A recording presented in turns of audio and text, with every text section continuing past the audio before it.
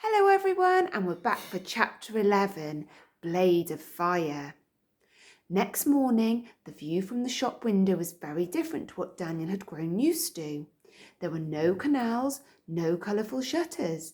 Instead, there was a narrow cobbled lane lined with unbroken rows of skinny houses and shops, and scattered with stalls selling a great number of different things. Mr. Silver explained that they were now in Paris. He invited Daniel to walk the streets with him.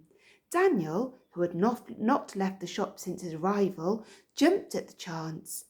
As they walked through the crowded back streets, Daniel raised the subject of Ellie. "Oh, I told her to keep away from you until you've had time to settle in," said Silver with a resigned sigh.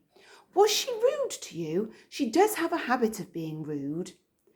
"Oh, she wasn't rude. I like her. She showed me around and let me see her favourite wonder." Silver gave Daniel a sideward glance. "She has a favourite?" "Indeed, the leap of faith." As they walked, Daniel became aware that Mr. Silver was, undoubtedly, disguising a limp. His right leg seemed stiff, and he gritted his teeth when his weight shifted to that side. "Do you mind my asking, is it true Ellie can't leave the shop?" said Daniel.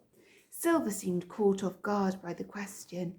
"She has a condition that prevents her from going outside," he said. He did not elaborate. "What sort of condition?" asked Daniel. "A disease? What'll happen if she does go out?" Silver grimaced. He rubbed his leg. "Look, Ellie is safe in the Emporium. That is all you need to know." "And is it true that the customers can't see her?" Silver gave him an irritated look. "Yes." "And that's part of this condition as well?" Silver nodded and grimaced again. "No more of this," he said. "We are not here to discuss Ellie." "Oh, of course not," said Daniel, and he knew not to push too far. "Why are we here?" "Looking for something," said Silver.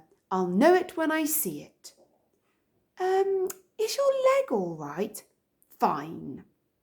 On they walked. Daniel soon realised they were not out for a leisurely stroll around the sightseeing spots of Paris.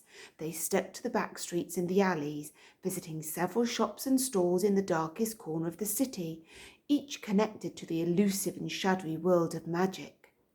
There was a shop whose owner claimed to be in possession of a magic carpet, a stall selling the blood of many different animals, and an old woman who sold potions and powders from a flat overflowing with rats. None of these places, though, seemed to sell what Mr. Silver wanted, and each failure only darkened his mood. "These are the places you were talking about, aren't they?" said Daniel, breaking the silence as they approached another winding lane. "The magic places normal people can't see, or maybe choose not to." Silver gave a nod. His limp had subsided a little, but Daniel could tell that he was still in pain. "What exactly are we looking for?" "Treasure." It occurred to Daniel that Silver must be ill. Was he looking for some sort of medicine? An apothecary sat at the end of the lane, leaning at a strange angle, as if it had been propped up by something that had suddenly disappeared. In the window, Daniel saw many dust-smothered bottles and jars, arranged around a human skeleton. He hoped it wasn't real. The interior of the apothecary was filled with a silvery fog that stuck in Daniel's throat. A sharp metallic smell hung all around. Mr. Silver purchased several items, and among them a glass jar of black powder and a strangely shaped bottle filled with red liquid. But none of them seemed to be the mysterious item that he was so desperate to find, and by the time they left, Silver's mood had become quite black. Daniel did not speak as he hurried along after him. He did not dare. In a mood like this, the air around Silver seemed to crackle. It reminded Daniel of how the world felt before a thunderstorm. They had travelled some way along another alleyway, a shortcut completely hidden from the streets, when Silver stopped dead and clamped a hand on Daniel's shoulder. A little further up the path, a man in a ragged black coat blocked the way. In his hand he clutched a dagger. "Give me your money and your valuables," he said. "We don't have any money." Mr. Silver's voice was low and calm, but there was an undercurrent there, something sharp and dangerous. The mugger smiled. You wear a fine suit such as that and expect me to believe you've got no cash? I may be a mugger, but I'm not a mug. He held out his free hand, beckoning for Silver to hand over his wallet. Put the dagger away, said Silver. The mugger snorted. Well, I'm sorry to inconvenience your lordship, he said, but the idea behind my dagger is not to make you feel more comfortable. He took a step forward, looking rather menacing. Mr. Silver did not move. He did not even blink.